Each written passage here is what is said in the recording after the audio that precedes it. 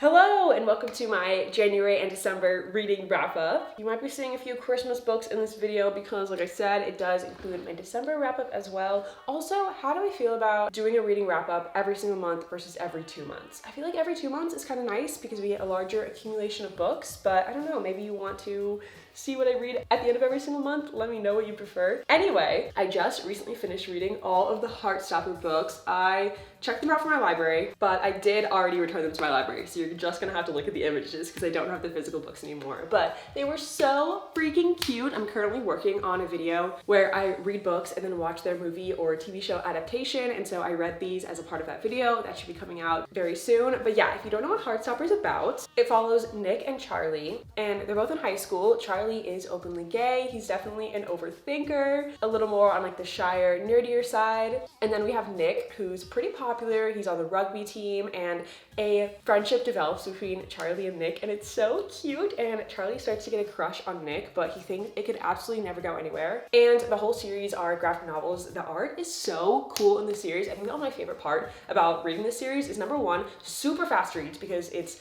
a lot of pictures and the art is just stunning. It's so fun to look at and get like full visuals and a movie going in your head while you read the graphic novels. And then the story is just so cute. I feel like the whole tone of the series is like adorable. Like if I could describe the series in one word, it would be adorable. But I also love that the series deals with some heavier topics like coming to terms with your sexuality, fitting in, bullying, and I love that the author deals with all of these tough topics in a really great way while also keeping the overall tone pretty light and sweet and fun. So yeah, overall a 4 stars for this series.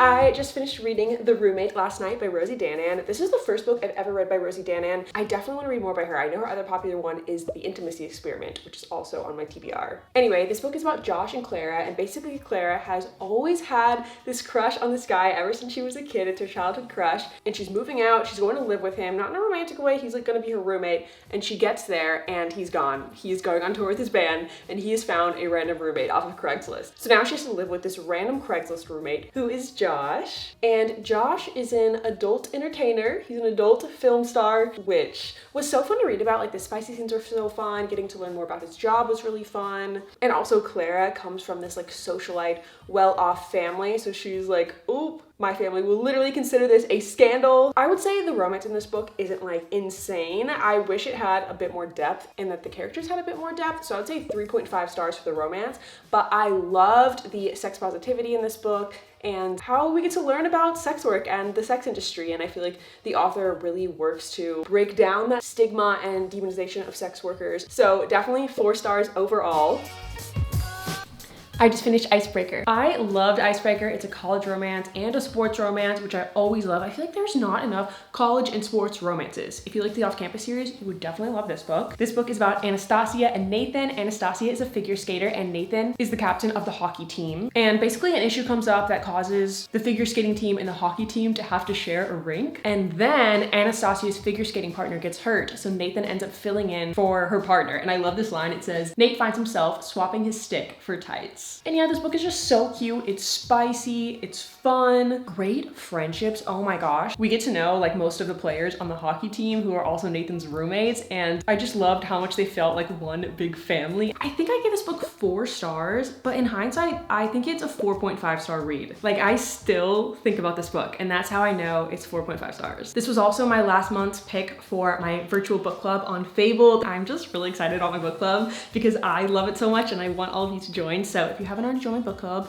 please do. Our current read is Five Survive by Holly Jackson. This is a young adult mystery thriller, so it's good for like any age. It's super interesting. And yeah, what's really cool about the book club is that there's little chat rooms for every single chapter. So I will like literally read the book, pause at the end of the chapter, tell everyone my thoughts / read everyone else's thoughts, and then do that every single chapter. It literally feels like I'm buddy reading the book with you guys, which is so cool because I don't really have any friends in real life who read the same books as me. And then there's also a discussion room called the Club Lobby where you can just introduce yourself, tell me literally anything, talk about books with each other, with me, send me a picture of your bookshelf, like whatever you want, we can chat about it. I do have a special link. It's like really helpful to me if you use my link, which I will put on the screen and in the description. But yeah, I hope to see all of you guys in my book club. Okay, on to the next book.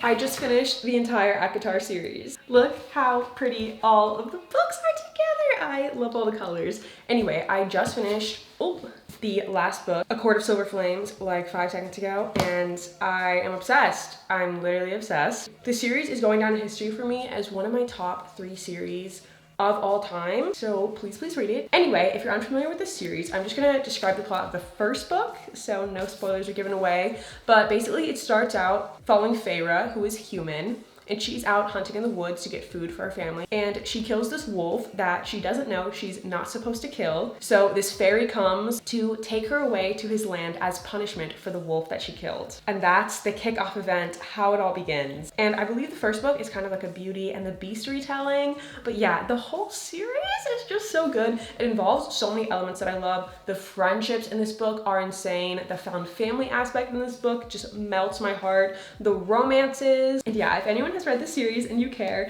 I would say the second book is my favorite for the romance. I think it's like everybody's favorite, and the third book is my favorite for the politics. 5-star series for sure. All right, see you in the next book that I'm rating. Next up, I ran into the wall. I just read, wait for it, by Mariana Zapata. If you're not familiar with Mariana Zapata, she is the queen of slow burns. All of her books are bricks. This one is over 600 pages. This book is about Diana, and ever since her brother died, she has been raising his 2 little boys, her nephews, and she moves into this new house with her 2 boys, and she is living across the street from Dallas, who is her very attractive, very sweet neighbor. Now, I felt so conflicted on what to rate this book because number one, my favorite thing about this book is the characters. I love Diana is very like tough, like not afraid to stand up for herself, also like the most sweetest caring mom. Dallas is so sweet, always looking out for Diana and trying to help her in any way he can. The 2 little boys, the nephews, stole my heart. They are the star characters of this book in my opinion. I freaking loved them. And I also liked the romance. I wasn't obsessed with the romance. I would say a 4-star romance, but I ended up overall giving the book 3 stars, and that's because I thought the plot moved so slowly. I don't know if it's because the first and only Mariana Zapata book I've ever read is The Wall of Winnipeg and Me, which I loved. 6 stars, such a good book. So those when I was reading this, I felt like I was comparing it to The Wall of Winnipeg and Me, which probably isn't the best way to go into a book. And I know that it's a slow burn, but just because the romance develops slowly doesn't mean the plot needs to be slow. That's because a lot of the book focuses on Diana being a mom. They were just mundane mom activities that I didn't really care that much to read about. So once I hit page like 300, I was so into this book, but I think the first like 300 pages could have been cut if I'm being honest. Will I read more Mariana Zapata books? 100%. But this one was an okay one to me. I just read The Fear by Natasha Preston. This book has a super interesting plot. It's a young adult murder mystery, and it's about this meme going around where you share your scariest way to die, and then students start dying in their scariest way to die, which sounds terrifying. I don't even know what my scariest way to die would be, but whatever it is, I would not like to die that way, obviously. So yeah, that was super like creepy, eerie. And overall, I like this book. I give it 4 stars. I feel like it's not like an earth-shattering mystery, but it was really interesting. It kept my attention. There's also a big plot twist at the end that was really shocking to me. I, to be honest, don't know if I loved the direction that the plot twist at the end took, but it was surprising. Also, this book takes place in winter. There's like a bunch of snow, a snowstorm happening at one point. So this book is perfect if you want like a wintry, icy, snowy mystery. Next up are the 4 Christmas books that I read. Starting off with my favorite one is Love Light Farms. This book was so freaking cute, and although it takes place at Christmas time and has Christmassy moments, I felt like it wasn't overly Christmassy, and because of that, I feel like you could read it any time of the year, which I love. I was really scared reading Christmas books for the first time that they were gonna be really cheesy and Hallmarky, but I really didn't think this one or really any of the ones that I read were, which I was happy about. And this one has some of my favorite tropes. It's fake dating, it's friends to lovers, and it's a small town romance. It's about a girl who owns a Christmas tree farm, but the Christmas tree farm is in trouble financially. And then she sees a contest that an influencer is running, and the winner of the contest gets $100,000, which would help her save her Christmas tree farm. So she enters into the contest, but to make her Christmas tree farm seem like a more romantic destination, she lies and says that she runs the farm with her boyfriend, Luca, who is actually actually her best friend, not her boyfriend. And I just love how sweet Luca is. I love their friendship. I love that they were friends first, so when they finally get together, they already have like cared about each other so much for so long. And my favorite thing about this book is that it has no miscommunication. Luca was such a great communicator. Anytime they had an issue, they both worked to really solve it and talk through, which is like incredible, beautiful. We need that more in romance books. Loved it. Then I've got The Mistletoe Motive, which this book is a shorty. This book is under 200 pages at 179 pages. I know this video is coming out in January, but if you want a little fast read to remind you of the Christmas spirit, this book is perfect. And this book is enemies to lovers and a workplace romance, and that workplace is a bookstore, which is great. Like, I just love reading about characters who love books. It's also Grumpy Sunshine. He hates the holidays, she loves them. And the plot is basically that the bookstore owner confesses that the bookstore is in a dire financial state. So Jonathan and Gabby assume that one of them is probably going to be cut from the payroll. So they strike up a bargain that whoever has the most book sales in December will stay on and the other one will quit in the new year. I like this book. I thought it was super cute. I gave it 3.5 stars. It is short, so I feel like it can't go as in depth as other books just because it's not super long, hence the 3.5 stars. But if you like The Hating Game, this is like the Christmas version of The Hating Game in my opinion. Then I read In a Holidays by Christina Lauren. I was nervous going into this one that I wouldn't like it because it's a time loop book. Basically, if you don't know what a time loop is, it's super common in movies where the character repeats the same day over and over again, if you're familiar with the movie Groundhog Day and others like it. And basically the main character, May, spends every single Christmas in this snowy cabin with a few other families. And as the holiday vacation ends, she finds that she's waking up on the plane back to the snowy cabin and repeating the whole vacation all over again. She's also always had a crush on one of the boys that she spends every single Christmas with from one of the other families at the cabin, and it's just super cute. I was worried that it was gonna be boring since we have like repeating the holiday a few times, but I really never found it boring. I was surprised by how much I enjoyed it, and I actually really want to read another time loop book. And then lastly for Christmas books, we've got Faking Under the Mistletoe. Literally all of these books have like such good tropes. This one is also a workplace romance, and fake dating, and Grumpy Sunshine. Basically, we've got Olivia, who loves Christmas, and her boss, who of course hates Christmas, and her boss recently went through a breakup. And when he's being all sad about seeing his ex-girlfriend, Olivia just straight up kisses him to help him make his ex-girlfriend jealous. So they've got this whole fake dating thing going on to try and make his ex jealous, and Olivia is also trying to instill the spirit of Christmas in him. So she's got this whole plan of decorating his apartment and taking him on Christmas activities and stuff like that. I gave it 4 stars, super cute. It also takes on kind of a heavier issue, which I didn't really expect in what you would think would be just like a super light, happy Christmas book. So it has a lot of depth to it, but it still keeps that fun, festive spirit.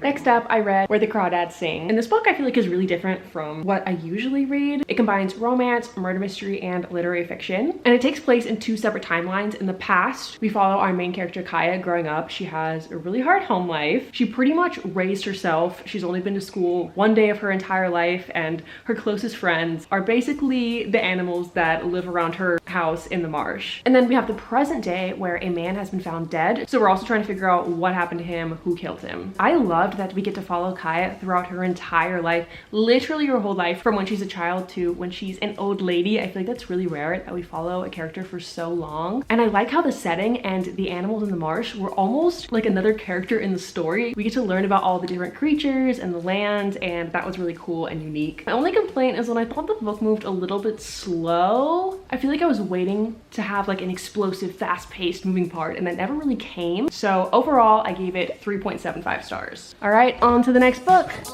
All right, next up, I read Twisted Love and Heart of the Raven Prince. I really liked Heart of the Raven Prince. I gave it 4.25 stars because I was being really indecisive and couldn't decide whether it was a 4 or 4.5 star read. This book is a Cinderella retelling that takes place in a fantasy world. And on theme with the Cinderella retelling, we've got Ember, who is a servant girl who lives with her very cruel stepfamily. It's Franco, who's perceived as being very arrogant and a playboy. He's being forced to marry a princess, but marriage is the last thing he wants to do right now. So Ember and Prince Franco end up meeting, and they strike up a bargain where Ember will pose as a princess and pretend to court the prince. And it's such a good book. I love that it takes place in a fantasy world, so we get those like OG nods to Cinderella, but also we get so much original plot because We're literally in an entirely new world. I also loved the chemistry and banter between the two main characters. Prince Franco is used to everyone just like swooning at his feet because he's a prince, but Ember finds him so arrogant and annoying and like doesn't even like him. My only complaint with this book is that almost the entire book takes place over about 2 weeks. It's not like insta love or anything because they do slowly fall in love over that time, but I do wish it took place over a longer period of time because I feel like 2 weeks is kind of fast. It's also a series. All the other books in the series are different fairy tale retellings, and I'm 100% going to read the other books in the series. Then we have Twisted Love, and we've got Brother's Best Friend trope here, and this romance is between Alex and Ava. And when Ava's brother moves away, he entrusts Alex to keep an eye on his sister, look out for her, so Alex moves in as her neighbor. I will say that Alex is not my type of guy in real life. He is very like stereotypical, like possessive alpha male, which I think works within the world of the book and the story. Like I was rooting for Alex and Ava, but he is not my kind of man, if that makes sense. There's actually a warning for the book by the author on Goodreads, which I think is so funny, and I feel like it sums it up perfectly. It says, warning, this book contains a possessive, morally gray alpha hole. If you're looking for a traditionally sweet, lovable hero, this is not the book for you. And that is the warning that I would give as well. The book is also like kind of unrealistic, which took me a little bit to buy into, but once I bought into the world, I really loved it. He is like a freaking genius. He's been wealthy, incredibly wealthy since he was like 14 years old. There's a wild subplot in this book. He's got this revenge plot against his enemies, and Alex would literally kill / burn down the world for Ava, which is intense, but very touching. So yeah, overall I gave it 3.75 stars. This is also part of a series, and I do want to read the other book in the series really badly. I've heard that this is people's least favorite book in the series, so the fact that I liked it means I'll hopefully like the other ones even more. But yeah, that is all my reads for December and January. I hope you guys enjoyed this video. Let me know what books you guys read because I'm making my February TBR, and I'm always looking for recs, and I also just like love hearing what you guys read over the last 2 months. I'll see you guys in my next video. Bye!